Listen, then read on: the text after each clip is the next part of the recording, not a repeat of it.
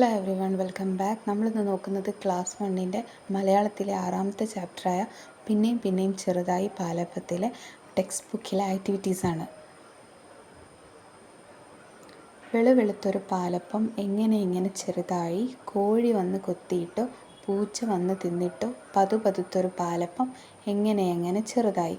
അപ്പം ഞാൻ അവിടെ എഴുതി കൊടുത്തത് കാക്ക വന്നു കൊത്തിയിട്ടോ, ഉറുമ്പ് വന്നു തിന്നിട്ടോ, വെളുവെളുത്തൊരു പാലപ്പം എങ്ങനെ ചെറുതായി. പാൽ നിറമുള്ളൊരു പാലപ്പം, പാൽ രുചിയുള്ളൊരു പാലപ്പം. അപ്പം നമുക്ക് എഴുതി ചേർക്കാം.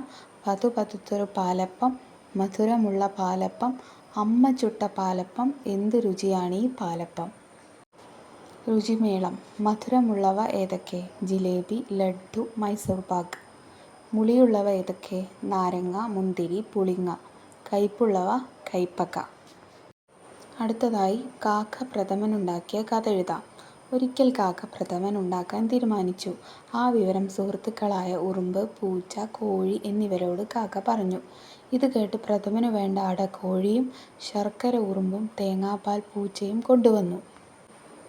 പ്രഥമനു വേണ്ട നെയ്യ്, അണ്ടിപ്പരിപ്പ്, മുന്തിരി എന്നിവ കാക്ക കരുതിയിരുന്നു. തീ കൂട്ടി ഉരുളി വെച്ച് ഇവയെല്ലാം ചേർത്ത് അങ്ങനെ കാക്ക മധുരമൂറുന്ന പ്രഥമനുണ്ടാക്കി. എല്ലാവരും ഇതുപോലെ എഴുതി ചേർക്കണേ. പോഷകമാണീ പാവയ്ക്ക. അച്ഛാ പാവയ്ക്ക, പിച്ചാ മോനെ പാവയ്ക്ക എന്ന് എഴുതി കൊടുക്കണം.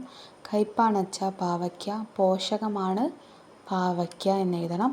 വയ്ക്കാം മോനെ പാവയ്ക്ക, കയ്പില്ലച്ഛാ പാവയ്ക്ക, തിന്നാം മോനെ പാവയ്ക്ക. അടുത്ത പ്രവർത്തനം. ആഹാരങ്ങൾ പലതുണ്ട്. അപ്പോൾ ആവിയിൽ വേവുന്ന ആഹാരങ്ങളാണ് എഴുതേണ്ടത്. അപ്പോൾ ഞാനവിടെ ഇഡ്ഡലി, വട്ടയപ്പം എന്നും കൂടി എഴുതി ചേർത്തിട്ടുണ്ട്. രണ്ടാമത്തത് ചുട്ടെടുക്കുന്ന ആഹാരങ്ങളാണ്.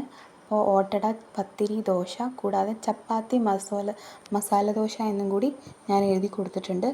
അടുത്തത് വറുത്തെടുക്കും ആഹാരങ്ങൾ ഏതൊക്കെയാണെന്നാണ്. ഉണ്ണിയപ്പം, അച്ചപ്പം, ബോണ്ട എന്നാണ് എഴുതിയത് ടെക്സ്റ്റിൽ. അപ്പോൾ ഞാൻ അതിൻ്റെ കൂടെ സമൂസ, വട, പൂരി എന്നും കൂടി എഴുതി ചേർത്തിട്ടുണ്ട്. അടുത്തത് വേവിക്കാത്ത ആഹാരങ്ങൾ ഏതൊക്കെയാണ്? മോര്, തൈര്, അല്ലേ, സർബത്ത്, സാലഡൊക്കെ പറ്റും. ജ്യൂസ്, ഐസ്ക്രീമും കൂടി ഞാൻ എഴുതി ചേർത്തിട്ടുണ്ട്. അടുത്ത നിങ്ങൾക്ക് കാണാം സദ്യയിലെ ഇനങ്ങൾ കണ്ടെത്തി എഴുതൂ. അപ്പോൾ നമ്മളെല്ലാവരും സദ്യ കഴിച്ചവരാണ് അല്ലേ? കഴിഞ്ഞ ഓണത്തിനൊക്കെ കഴിച്ച എല്ലാവർക്കും ഓർമ്മ ഉണ്ടാവും. അപ്പോൾ എന്തൊക്കെയായിരുന്നു ഉണ്ടായിരുന്നത്? അപ്പോൾ അവിടെ ഞാൻ പച്ചടി എഴുതാനുണ്ട്. അപ്പോൾ പ എന്ന് എഴുതി കൊടുത്തു. കൂടാതെ ഡി എന്ന് എഴുതി കൊടുത്തിട്ടുണ്ട്. പിന്നെ പഴത്തിന് അല്ലേ പ വേണം. പായസം, രസം, ചോറ്, പ്രഥമൻ, ഓലൻ.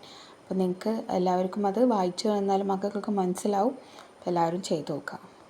അടുത്ത് നോക്കാം സദ്യയിൽ എന്തൊക്കെയുണ്ടെന്നാണ്. ഇപ്പോൾ നമ്മളിപ്പം പറഞ്ഞതുപോലെ തന്നെ പഴം, പപ്പടം, ഉപ്പേരി, പച്ചടി, കിച്ചടി, അച്ചാർ, ഓലൻ, കാളൻ, സാമ്പാർ, പരിപ്പ് രസം, മോര്, ചോറ്, നെയ്യ്, നാരങ്ങ, പ്രഥമൻ, ബോളി, സേമിയ. പിന്നെ എന്തൊക്കെ ഉണ്ടാവും? അവിയൽ, പുളിയും, കൂട്ടുകറി, ഉപ്പ്, ശർക്കര, ഉപ്പേരി. അപ്പോൾ നിങ്ങൾക്ക് എന്തൊക്കെയാണോ ഇതിൽ ചേർക്കാത്തത് നിങ്ങൾക്ക് അറിയുന്നത് അതൊക്കെ നിങ്ങൾക്കും ഇതിൽ എഴുതി ചേർക്കാം. അടുത്തത് വായിക്കാം, നടിക്കാം. ദോശമാവ് കലക്കി പാകത്തിന് ഉപ്പ് ചേർത്തു. അടുപ്പിൽ തീ കത്തിച്ചു. ദോശക്കല്ല് ചൂടാക്കി.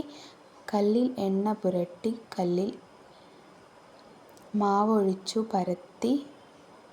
ദോശ മറിച്ചിട്ടു. പാത്രത്തിലെടുത്തു. കൈ കഴുകി വന്നു. വയറ് നിറയെ തിന്നു. നിങ്ങളവിടെ കണ്ടില്ലേ ദോശ ഉണ്ടാക്കുന്നത്? പാഠഭാഗത്തെ അവസാനത്തെ പ്രവർത്തനമാണ്. വട വേണോ വട, ഉള്ളിവടയോ ഡാഷ് മസാല വടയോ ഏത് വടയോ കഴിക്കേണ്ടേ. അപ്പം ഞാനവിടെ പക്ക വട എന്ന് എഴുതി കൊടുത്തിട്ടുണ്ട്. മക്കൾക്ക് വേറെ ഏതെങ്കിലും വട എഴുതണമെങ്കിൽ ഒക്കെ എഴുതാം കേട്ടോ. അടുത്തത് അവസാനമായി പരിപ്പ് വടയോ ഉഴുന്നുവടയോ എന്ന് ഞാൻ എഴുതി കൊടുത്തിട്ടുണ്ട്. മസാല വടയോ ഏത് വടയാ തിന്നേണ്ടേ. അപ്പം നിങ്ങളിതിൽ പാഠഭാഗത്തിൽ നിങ്ങൾ പല പലഹാരങ്ങളെ പറ്റിയും എല്ലാവരും സ്കൂളിൽ രുചിമേളമൊക്കെ നടന്നിട്ടുണ്ടാവും. അപ്പം നിങ്ങൾക്ക് പല പലഹാരങ്ങളെ പറ്റിയൊക്കെ പഠിക്കാനും കൂടിയുള്ള ഒരു പാഠഭാഗമാണ്. നിങ്ങൾക്ക് ക്ലാസ് 2 2ാം ക്ലാസ്സിലെത്തിയാൽ ഇതേപോലെ ഒരു പാഠഭാഗം വീണ്ടും പഠിക്കാനുണ്ട്. അപ്പോൾ ഇതുപോലെ പലഹാരങ്ങളും എന്തൊക്കെയാണ് കഴിക്കേണ്ടതും പോഷകാഹാരങ്ങളെക്കുറിച്ചൊക്കെ പഠിക്കാനുണ്ട്. And keep watching my channel. Thank you and subscribe.